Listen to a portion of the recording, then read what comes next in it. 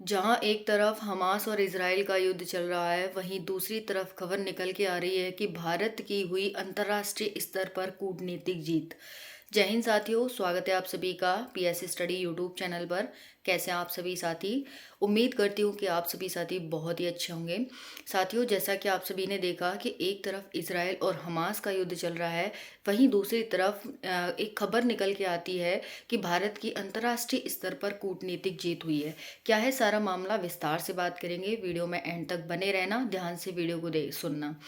साथियों, आप सभी जानते हैं कि कुछ दिन पहले खबर आई थी कि भारत के 8 पूर्व नौ सैनिकों को कतर के द्वारा फांसी की सजा सुनाई गई है। ये सजा क्यों सुनाई गई थी, इसका भी एक कारण था जो कि मैंने वीडियो में शेयर किया था कि भारत के जो पूर्व नौसैनिक हैं वो रिटायर हो गए थे। तो रिटायर होने के बाद वो कतर चले गए थे कि कतर किसी कंपनी में काम कर लेते हैं। तो वो यहाँ पर एक अल दहरा नाम की कंपनी थी जो कि टेक्नोलॉजी के लिए जानी जाती है।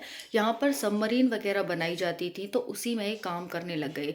तो वहाँ से खबर निकल के आई थी कि ये जो भारत के पूर्व 8 नौसैनिक थे, ये लोग वहाँ से सबमरीन की टेक्नोलॉजी को चुरा करके, यानी कि वहाँ से लेकर के इजराइल को दे रहे थे। ठीक है, यानी उसकी जो टेक्नोलॉजी थी कि सबमरीन कैसे बनाई जाती हैं, कैसे बनाए, फ्यूल की, पेट्रोल की, ठीक है, डीजल की इत्यादि, इस टेक्नोलॉजी को वो इजराइल को दे रहे थे। ये खबर निकल के आई। अब ये खबर निकल के आई तो खबर कैसे निकली? तो ये पाकिस्तान की आईएसआई नामक खुफिया एजेंसी, इसके द्वारा ये खबर बाहर निकाली गई थी। अब आपको पता ही है, पाकिस्तान तो हमारा दुश्मन है, यानी वो तो चाहेगा कि भाई कतर के साथ जो हमारे अच्छे संबंध हैं वो बिगड़े। तो इसी के चलते उसने ये जानकारी कतर को बताई, और जो कतर के प्रिंस थे उनके द्वारा क्या है, हमारे जो 8 पूर्व नौसैनिक थे इनको मृत्युदंड की सज़ा सुना दी गई। हालांकि अभी तक मृत्युदंड तो नहीं मिला था, लेकिन अब भारत की एक कूटनीतिक जीत ये हुई है कि अब जो सज़ा सुनाई गई थी मृत्युदंड की, उसको कम कर दिया गया है। यानी अब मृत्युदंड नहीं दिया जाएगा, इस सजा को चेंज करके कम कर दिया जाएगा। यानी कितने साल की सजा देनी है ये बता दिया जाएगा। ठीक है, या आजीवन कारावास हो सकता है, या फिर कुछ साल की सजा में चेंज कर दिया जाएगा।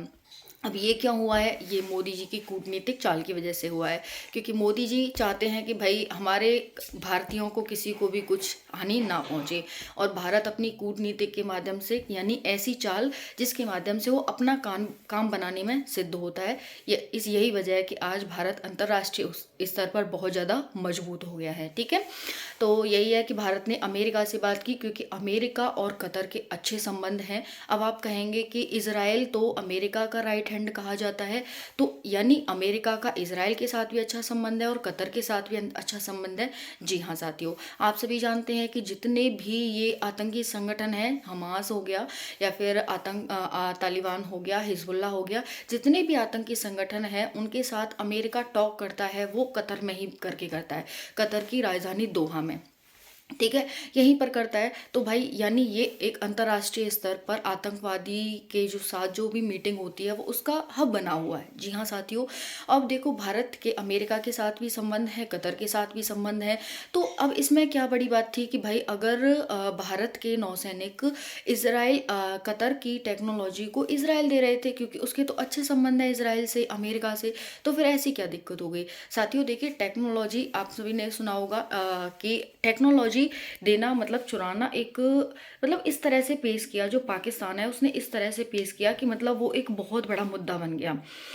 अदरवाइज कतर को इससे कोई दिक्कत नहीं थी कि भाई आप इसराइल को ये टेक्नोलॉजी दे रहे हैं। ठीक है, बट क्योंकि ये पाकिस्तान के द्वारा, पाकिस्तान एक मुस्लिम कंट्री है, कतर भी एक मुस्लिम कंट्री है, तो उसने पाकिस्तान की बात मानी और फिर उस तरह से हमें उन्हें मृत्युदंड की सज़ा सुना दी गई। ठीक है, अब देखिए सज़ा सुना दी गई है। अब इसमें क्या होगा कि जो भी अब फैसला आएगा, अब कहेंगे कि क्या हमारे जो पूर्व नौसैनिक हैं वो भारत आ पाएंगे?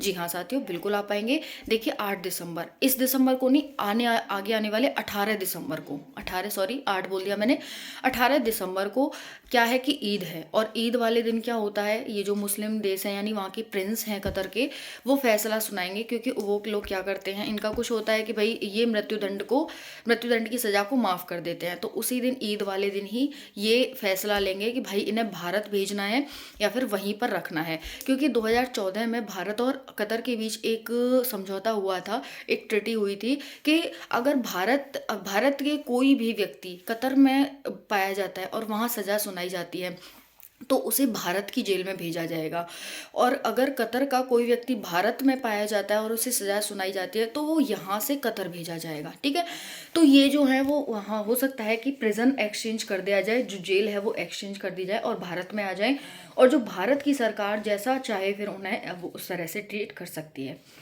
ओके, तो यही मामला था पूरा।